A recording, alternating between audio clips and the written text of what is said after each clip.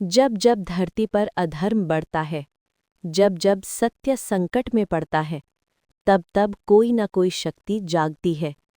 रामायण का वो कालखंड जब माता सीता रावण की सोने की लंका में कैद थीं, जब श्री राम का हृदय विरह से व्याकुल था और जब धर्म की विजय के लिए एक असंभव कार्य सामने खड़ा था, उस समय कोई राजा आगे नहीं बढ़ा, कोई देवता सामने नहीं आया, बल्कि आगे बढ़ा एक वानर।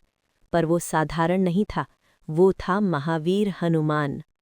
दक्षिण दिशा में खड़ी थी वानर सेना।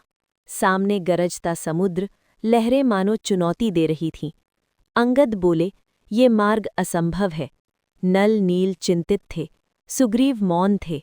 किसी ने कहा, ये देवताओं का कार्य है। किसी ने कहा, ये मनुष्य या वानर के बस का नहीं। पर एक वानर चुप बैठा था, हनुमान। तभी आगे आए वृद्ध जामवंत। उनकी आंखों में अनुभव था, वाणी में विश्वास।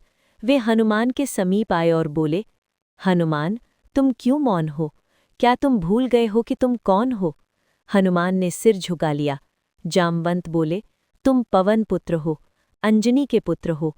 तुम्हारे भीतर अपार शक्ति है, बस तुम्हें उसका स्मरण दिलाना था। ये शब्द नहीं थे, ये ज्वाला थे।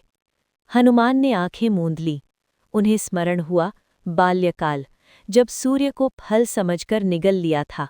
इंद्र का वज्र, पवन देव का क्रोध, ब्रह्मा का वरदान। उनका शरीर तेज से भर उठा। वायु प्रचंड हो गई, धरती कांप उठी। वानर सेना विस्मित थी।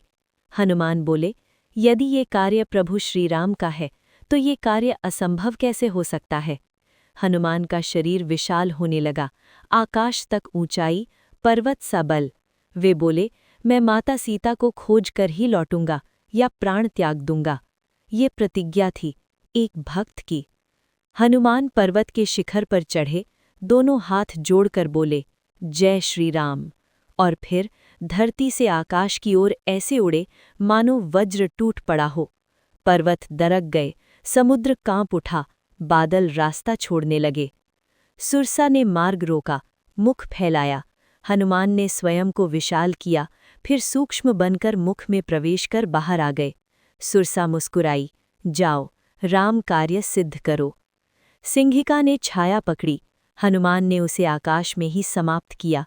मैनाक ने विश्राम का आग्रह किया, हनुमान ने सम्मान किया पर रुके नहीं, क्योंकि लक्ष्य प्रतीक्षा कर रहा था। दूर क्षितिज पर चमकी सोने की लंका, ऐसी नगरी जैसी पृथ्वी पर कोई नहीं। पर हनुमान जानते थे, ये वैभव अधर्म से उपजा है। हनुमान ने आकार छोटा किया, रात्रि के अंधकार में लंका में प्रवेश किया। राक्षस सो रहे थे, मद और अहंकार में डूबे। हनुमान ने देखा, सोना बहुत था, पर शांति नहीं। अशोक वाटिका में एक वृक्ष के नीचे बैठी थी माता सीता, कमजोर शरीर पर अडिग विश्वास।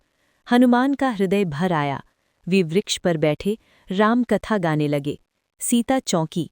हनुमान नीचे आए, राम की अंगूठी दी।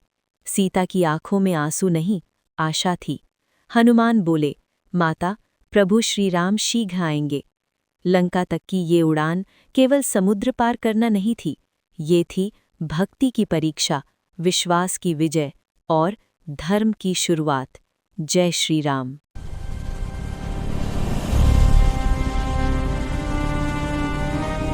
वीडियो अच्छा लगा हो तो चैनल को सब्सक्राइब करें, लाइक करें और शेयर करें।